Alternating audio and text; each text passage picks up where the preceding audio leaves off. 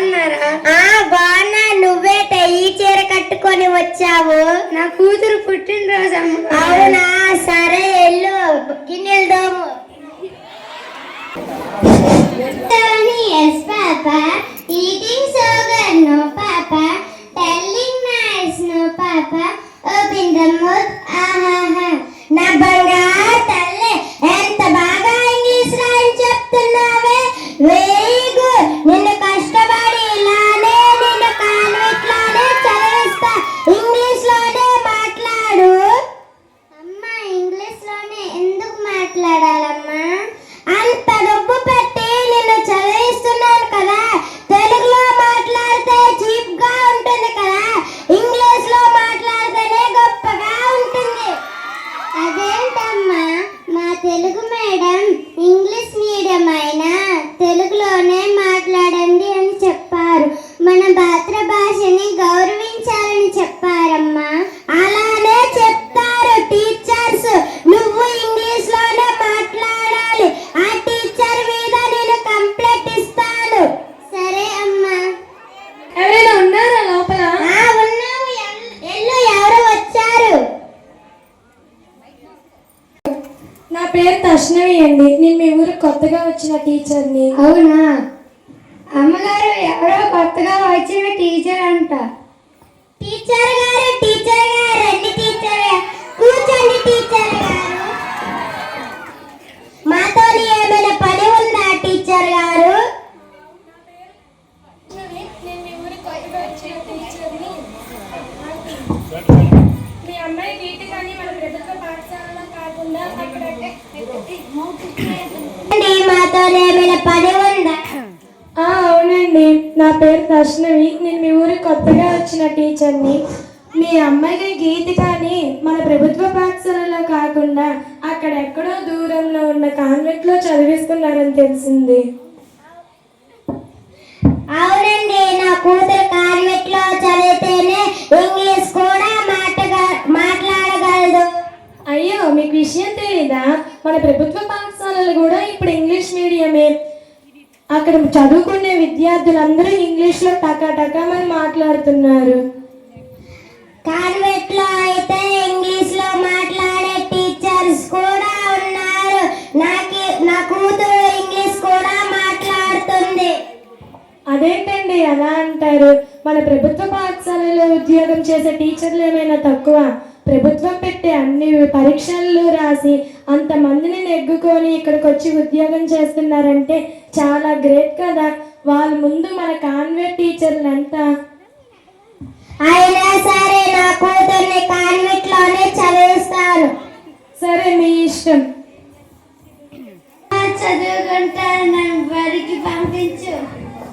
నీకు చదివించాలంటే నా కాడ డబ్బులు లేవు తల్లి. చదువుతానంటుంది, చదివించవచ్చు కదా. చదివించాలంటే నా దగ్గర డబ్బులు లేవు టీచర్ గారు. పర్లేదు, ప్రభుత్వ పాఠశాలలో చేర్పించండి.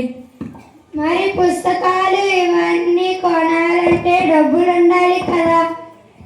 ప్రభుత్వ పాఠశాలలో చేర్పిస్తే వాళ్ళే అన్ని ఉచితంగా ఇస్తారు. పనికి వెళ్తే కానీ కడుపు నిండదు. అలా అని చిన్నపిల్లలు పట్టుకొని పనికి పంపిస్తారా? ఇది చట్టరీత్యా నేరం. నేను మీపై యాక్షన్ తీసుకోవచ్చు. అమ్మ, ఏం పేరమ్మా నీ పేరు? లక్ష్మి. ఎంత లక్షణంగా ఉంది.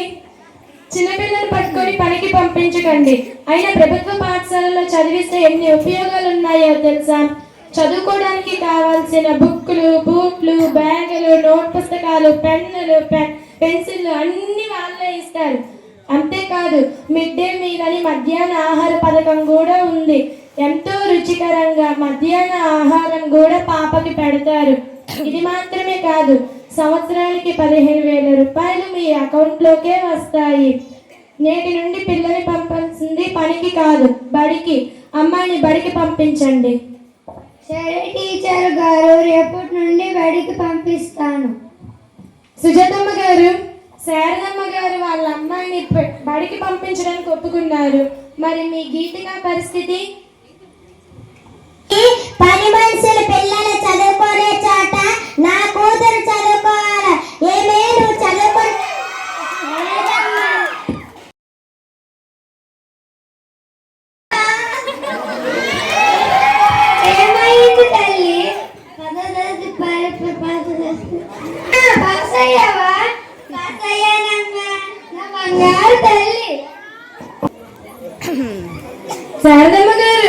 మన లక్ష్మి పాస్ అవ్వడం మాత్రమే కాదు, మండల స్థాయిలో ప్రథమ స్థానం సంపాదించింది. మన కలెక్టర్ గారు లక్ష్మికి 50,000 రూపాయలు కూడా ఇస్తున్నారు. దాంతో లక్ష్మిని ఉన్నత చదువులు చదివించండి. సరే టీచర్ గారు, చదివిస్తాము. అమ్మా ఏటైంది? ఫస్ట్ క్లాస్ లో పాస్ అయ్యాను. నా బంగారు తల్లి. శారదా, నీ కూతురు?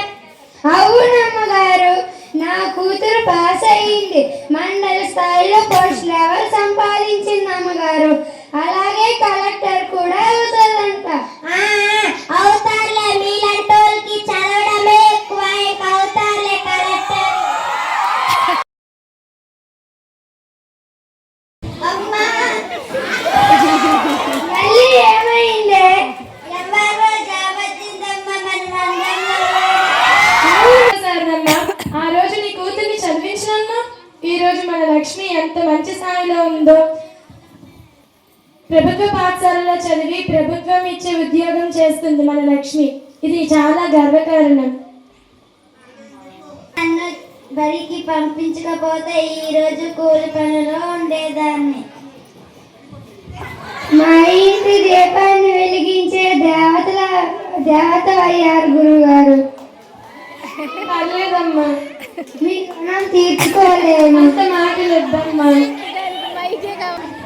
క్షమించండి టీచర్ గారు, ప్రభుత్వ బడులంటే చిన్న చూపుతో చూసి మాట్లాడాను.